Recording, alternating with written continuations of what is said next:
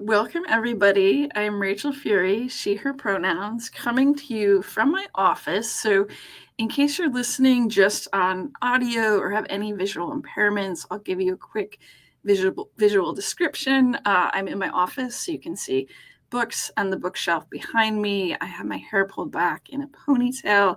I'm wearing a blue shirt, and I have glasses that also have a little bit of blue on them because I love the color blue. You have my bio, so I don't need to say a lot, but I just have a few pictures here to remind myself to say a few things. The first one is a turtle because I love turtles and I love animals, and that's a lot of what I write about. I also have a picture of colored figures because I love community, and I think writing is a way of connecting community. And then I have a picture of a pencil because obviously this talk is about writing, and it's hard for me to describe how important writing is to me. I don't know if I would be here today without writing. As a kid, I was so quiet. They wanted to hold me back in school because I didn't socialize appropriately.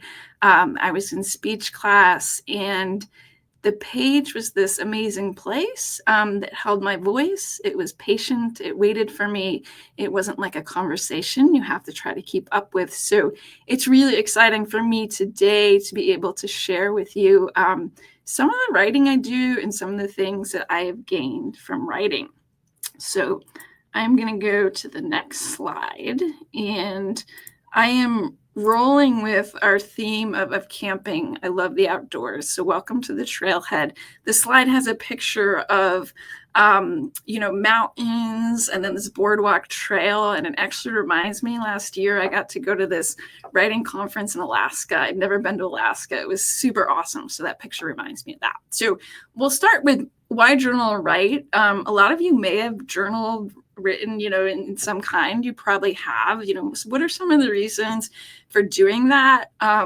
For me, one of the big ones is finding silence and stillness. I was in a webinar with Ada Limon, our poet laureate, over a year ago, and she had this beautiful quote that I'm going to paraphrase now about how we need to have silence to hear ourselves, right? And I think the blank page, a journal, like it opens that space for silence and hearing ourselves. Full body listening. So this is actually a term the OT I worked with most recently would say full body listening, which I think is so huge. I think as a kid, and I think this is true for a lot of us, I turned off hearing myself at some point because I was told, you have to wear this uncomfortable shirt, you're too quiet. So I got away from hearing myself because it just felt like I had to do all these things that were uncomfortable. And writing has become a way of hearing myself again and honoring myself. So full body listening, that's something I think about a lot. Writing, obviously, a way to process emotions. We're going to talk about this more later on. Reflect and dream. I think dreaming is really important, and build confidence and pride. So as I have at the bottom of the slide there, please take what's useful to you. There's no wrong way to journal or write. So please merge these, please reinvent, please go in any direction you want with these ideas. Some of you may have heard of before, you may want to try in a different way. So do whatever feels good to you. So I'm moving to the next slide. I have to start with gratitude journaling. And on this slide, I have a picture of a frog and lily pads because my grandma had this beautiful pond with frogs. I so love frogs. And I would walk around it, and all like the bullfrogs and green frogs would make their cool sounds and like jump in. And she is the first person that gave me a gratitude journal. My grandma grew up during the Depression. So gratitude was really important to her. And she got me started in a gratitude journal, this little ring notebook that I would write in pencil 3 things every day that I was grateful for. And I did that for years and years and years until I hit I got really busy in grad school. I did like 8 years of grad school between 2 different degrees, so difficult time. But then I hit like a low point, and I was like, I should bring this back. And gratitude journaling is one of the journalings that I do most consistently. It's really important to me. Thinking about this through a neurodivergent lens, it's a really great way to nerd out on special interests. And I say nerd with love. So, for example, I will often run in Edgewood Park and I will see all these animals, and my family's great. I can text them like the whole list of animals I've seen, but not everyone wants to hear that I found like 2 egrets and a hooded merganser and a common merganser and a red-breasted merganser and a painted turtle and an amber snail and so on and so on and so on. So the journal is a really great outlet for that. It's a great way to ground myself. I can look back and think about like, okay, what do I want to lean into during my day, right? Like, what are those pockets of gratitude, those sort of magic moments for me? It also, if you do this for a while, it creates a really cool journal to look back on and exploring past selves, which we'll talk about a little bit later. Like, I still have my old notebooks for like my first one my grandma gave me, and to read back through that is really exciting and fun to see what, was really important to me when I was so much younger. And then of course, a gratitude journal, I think a lot of times when we say journaling, we think writing, but this can take a lot of different forms. So if you're like, I'm not into writing, you can draw pictures of what you were grateful for. You can use phone notes. You can create a collage. There are different apps. If you're like me and really into like the natural world, iNaturalist in some ways is kind of like a gratitude journal if you're keeping track of like all your sort of sightings. So lots of options for gratitude journaling. The next slide I'm going to go into. So this is pride journaling. And this is something I actually didn't start until the pandemic. So again, I teach. I was teaching online. I was living in a 1-bedroom apartment. I hadn't by myself. I hadn't had a hug in over a year. My family is living in all these different states. And I would get to the end of the day exhausted, so much work, so much teaching, and still feel like I hadn't given enough. I'd feel completely overwhelmed and yet be thinking about these are all the things I feel like I should be doing. And I don't remember what sparked it, but something told me I need to start recording what I'm proud of, like at least one thing a day to really acknowledge the things that I am doing well. And this came up at the campfire talk, that all the societal pressures, our capitalistic culture, like achieve. And I needed to start recording something that I was proud of. So I did this. This was really helpful for me. I think it's important to remember no shame, right? It can be cleaning. I cleaned my shower curtain the other day. I was super proud of that. Eating, trying a new food, that's sometimes hard for us. Getting out of bed is sometimes hard. Feeling an emotion, speaking up, saying no is a huge one for me. And it's really important. One of the things this taught me was, personal pride versus societal expectations. Some of the things I'm proud of, others out there might be like, well, that's not something you should be proud of, but I'm defining me, right? And what's important to me in that sort of pride. And doing this is one of the journals I still do every day, has really increased my confidence. It's been really great, led to connections, those sorts of things. So pride journaling, I recommend it. Can even be one word a day. If you haven't tried it, something to consider. Okay, so now I'm going to talk some about past selves. This is one of my favorite things to talk about. I talk about this with my students. I think about this with myself a lot. And in order to illustrate the idea of past selves, you may have some idea of like, okay, past selves, or you may be thinking, what the heck is that? I'm going to use a few literary quotes. So the first one is from the story 11 by Sandra Snersos. If you haven't read this, it's a beautiful story. It's really short. You can probably find it online. And this is how the story opens.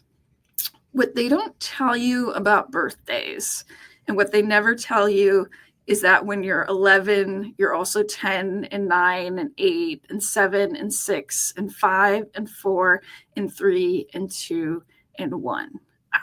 So a really, really great quote there in terms of thinking about past selves. And I've got a couple others.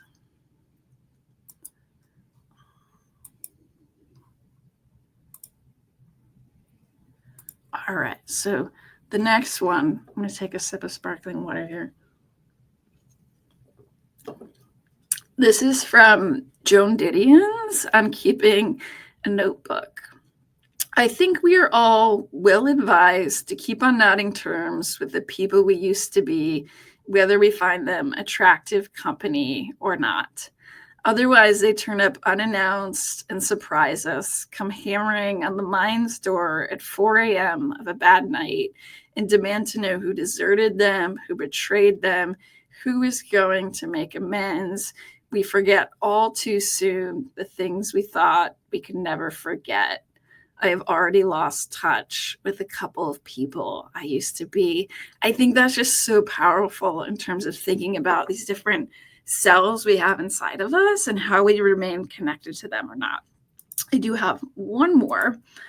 So this one, this isn't the full poem. This is an excerpt, Emery Paul's poem, I've Been 1,000 Different Women. I'm going to read the opening two stanzas and then a stanza that comes a little bit later on. So she says, make peace with all the women you once were, lay flowers at their feet, bless them, and let them be.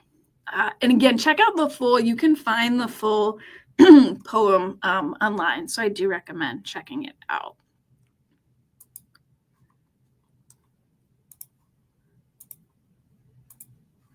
So writing past selves, obviously there's so many options here.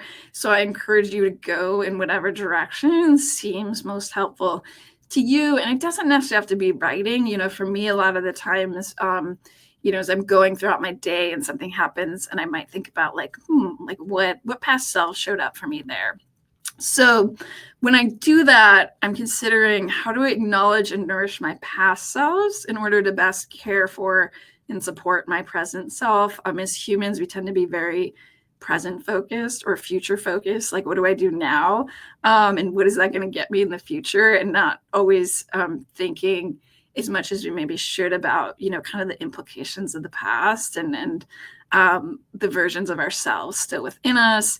Some considerations. In what ways do past selves appear? So one example for me, if I'm excluded or I invite a bunch of people to something and no one shows up, there's not just the hurt of that moment. It's kind of like this ricochet domino effect of I'm traveling back through every past self who has had that experience or a similar experience happen. So I understand the emotion of that present moment is amplified because I'm feeling the hurt of all my past selves at the same time that my present self is feeling that. So we're going to talk about emotions a little bit more later. But to me, that's been a powerful thing for me to remember, this hurts extra because this is something every past self has experienced.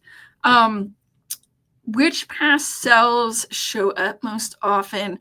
One of my past selves that I'm really glad to see often is my 12-year-old self. So I'm in my early 40s, meaning there was no social media when I was a kid. I grew up in rural upstate New York, and I'm really grateful. I didn't get the dial-up internet until 8th grade, right? So I don't think I felt, kind of some of the pressures that some kids are feeling now until I was older.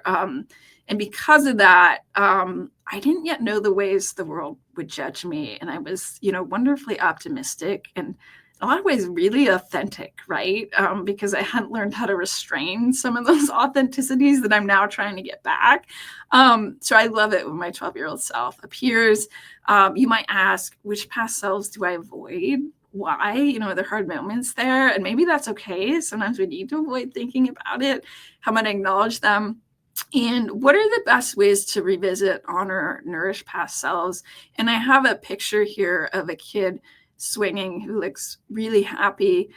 Because one of my favorite things to do as a kid, especially in the summer, was swing. My dad built this beautiful swing set in the backyard, and I still swing now, right? It doesn't matter that I'm an adult, that I'm in my 40s. I'm going outside, I'm going to swing, and I'm going to, feel that sensation of flying that I loved as a kid. So for me, one of the ways of, kind of honoring past selves is reliving that joy from these moments.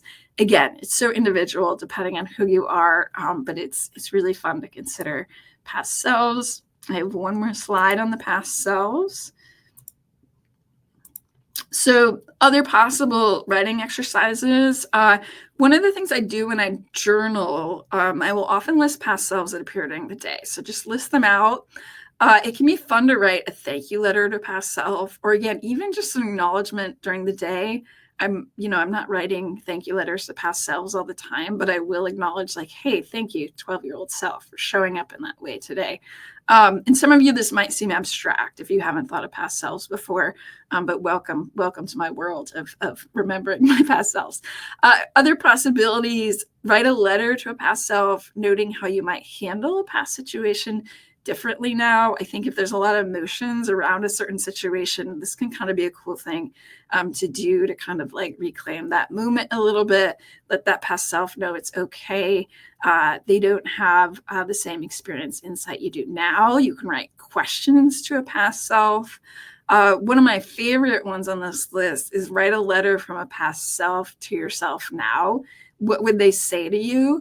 Whenever I get really down on myself, or like I'm really frustrated, or I can't do that thing, or I still get overwhelmed doing this, I think back to my past selves, and I know they would be so proud of me now of how far I've come, and the things that I can do now, and the things that I'm willing to try, and also the things that I'm willing to make, that's not for me, and that's okay.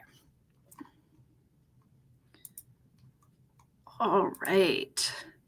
So emotions, and I do have to mention the picture on this slide. So and this is a stock image from PowerPoint, but there's so for anyone who can't see it, there's a dog, and the dog is wearing what looks like a sweater hood, like covering their ears, and it looks like kind of tight, and I just feel like this dog must have a lot of emotions in this moment, so I put it on the journaling emotions page. I could be projecting on the dog, but the face suggests emotions. So journaling emotions, this has been something that's been huge for me.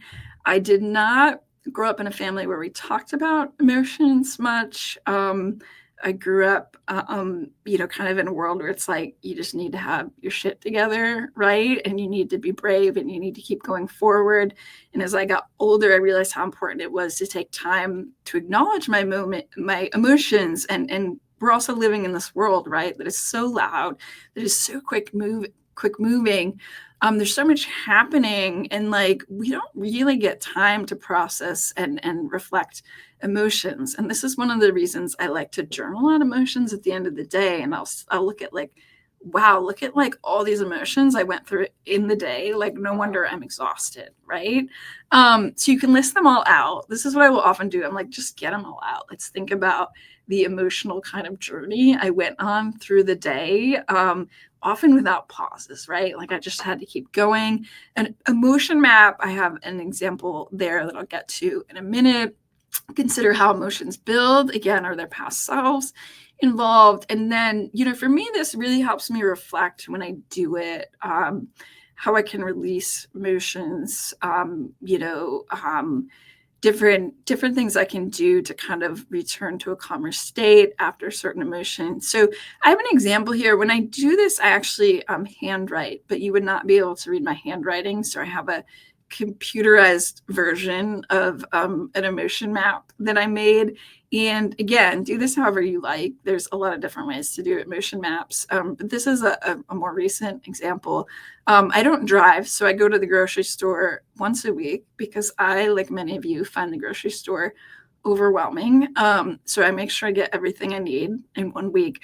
I walk there because I like walking. It's only a little over a mile, and I take the bus home because it's hard to carry a week's worth of groceries over a mile. So I've got my walk there. It's very hot. There are cars honking. I'm feeling overwhelmed. I get to the grocery store, and they are out of my favorite yogurt. Many of you, like me, you may have a set breakfast, your preferred breakfast. Sometimes they are out of like my top 3 favorite Greek yogurts, and that's like even more of a moment. So that's pushed me to be a little bit more flexible, we might say, but it's also frustrating because I want to be able to count on breakfast. It's the most important meal of the day. Then anyone who rides the bus knows sometimes the bus is late, and the brakes are very, very loud and squeaky at a very not good pitch, a pitch that rubs me the wrong way. Even the electric buses, it's the same. So I'm tense, I'm anxious, I'm worried about getting home. And then thankfully, the bus stops, and then I have a little bit of walk to my apartment building. And on that walk, there's this little mini garden that has this beautiful patch of like milkweed in it. And I find a monarch caterpillar, and it's just incredible how quickly I feel like relief, I feel joy. So for me, I know it's like seeking out the natural world, and really the world should be full of more patches of milkweed in mini gardens. So emotions, again, journal any way you like. I find it's really helpful for me to be able to take a beat to acknowledge my emotions, because often the day is moving so quickly that I don't even get a beat to do that. And through acknowledging them, I can then begin to think about, well, how do I navigate certain moments in my day when certain emotions come up? Okay. So the next slide, this also has a dog on it, and the part of the picture got cut off because it was too big, but it's a dog in front of a fan, and that is meant to symbolize that there are only a few slides left. So those of you who've been listening know that we're getting toward the end. And this is also for me because I've been talking a lot. Well, we're getting close to the end. So just a few more slides. Journal combination. So again, it's really up to you. When do you want to journal? What do you want to journal about?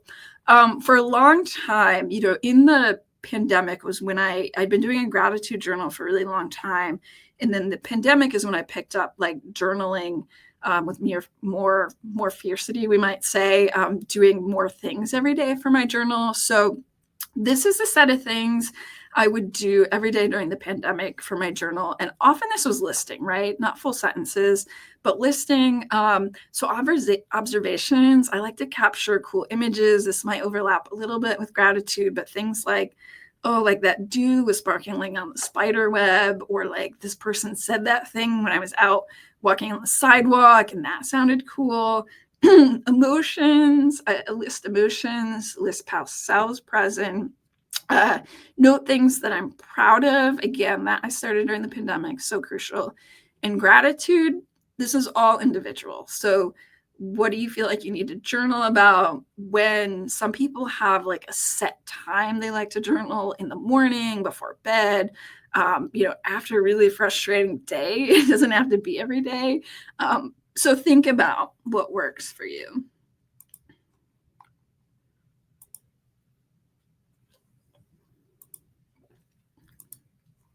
And then, we've been talking about kind of shorter journaling, listing things. And I did want to briefly talk about, like, if you're interested in storytelling, whether that's just through, I shouldn't say just through, but through a journaling form, or even stories that you want to send out into the bigger world. This is what I do. I'm a creative writer. So this is super important to me. This could be a whole separate presentation, but I did want to touch on it alongside journaling, because sometimes when we're journaling, that's what we're doing. We're storytelling. So I have a quote here from Authoring Autism, and this won't come as a surprise to anyone, but I'm still going to read the quote. Despite autistic people's increased visibility and indeed increased participation in public policy and political advocacy, autistic stories are not the autism stories that circulate, dominate, or permeate. Meaning a lot of the stories out there are still told by people who are not autistic, do not identify as autistic. They're people doing the research involved in other ways. So obviously own voices, autistic voices are needed here. So if you wanna get into storytelling, my recommendation for starting is focus on a single moment and kind of zero into that. It can be an everyday moment and/or a joyful moment. We forget sometimes when we're writing, like often it's about conflict, but it can also be like a really joyful moment. And when I say everyday moment, so one of the stories I recently had come out, one of the conflicts in it was a character navigating period products as someone with sensory sensitivities. I hadn't seen that in literature. I'm like, we need that in literature. So that's one example. And then in capturing that moment, think about the sensory experience, the sounds, smells, textures, taste, the visceral body sensations, and how you can show emotions, because you can say I was angry, but it's a lot more powerful to say my chest was tight and my ribs ached and my throat burned, because then we're like pulling readers into the moment with us. We're saying, have this experience with me. And that's what's really powerful in creating empathy and allowing people to experience other people's experiences. That's why I love reading, and that's why I love writing. And again, one of the magical things about writing is we can slow down a moment. We can take as much time as we want to explore it. Some of you may be like me, you're in like a conversation with a lot of people. It can be super overwhelming. And on the page, you can take as much time as you want, and that's really special. All right, we're almost to the end. So benefits, these will not come as a surprise, but still worth mentioning. There's relief in releasing a moment on the page. Writing has been so powerful for me in that regard. It can be a way of problem solving through role playing, re-seeing. This can be a weird one for people who aren't in the world of writing, but I learned so much from the characters I create. Like when I write fiction, there's a little bit of me, but then a little bit different in some way, and they just teach me so much. They can say, here's a path forward, in terms of a challenge I'm dealing with. Allows us to explore. If you heard that sound, I apologize. My office makes weird noises. But they allow us to merge past selves, explore layers of ourselves. It's also a cool way of imagining a better future, a more neuro-inclusive future. I took an environmental writing class with Amy Irvine, and she used to say, we have to imagine the world we want to see. And I know a lot of people have set a version of that. So it's a way of like kind of writing that into existence. What does a better world look like? Obviously, a form of advocacy. One of my missions as a writer is to fill the missing spots on the library shelves. Those stories I looked for at certain moments and really couldn't find. Like, I want them to be out there. I want other people to be able to read them. All right, so I have to talk about the picture on this page. So there's like a kitten and a puppy, and they're snuggled, and they look so like cozy and napping together. So we're talking about writing and self-compassion, but now I brought up storytelling and getting into sensory details, and I realized that can be triggering, right? If we're going back to a conflict-filled moment. So I want to briefly talk about self-care when writing. Take a break when needed. Again, full body listening, so important. Don't agonize over needing to journal every day. You can be a writer without having to write every day. Do whatever works for you. I recommend finding a comfy spot for writing when you can. I know sometimes we do it wherever we have to, on the plane, on the bus. I like to journal at night, like comfy in my couch with a blanket. And if you're going to write about a tough moment, probably have a plan, like maybe a friend to call, or maybe even go for a run after, something like that. All right, we are now moving to the last slide. I just wanted to say thank you so much for joining me. It's really special to get to share writing, something that's just been really significant to me and keeping me afloat. And if you want to connect with me, you have LinkedIn in my bio. And if you don't have LinkedIn or want to reach out via email, my email is rachel.elizabeth.furey@gmail.com. And I look forward to hearing the other presentations.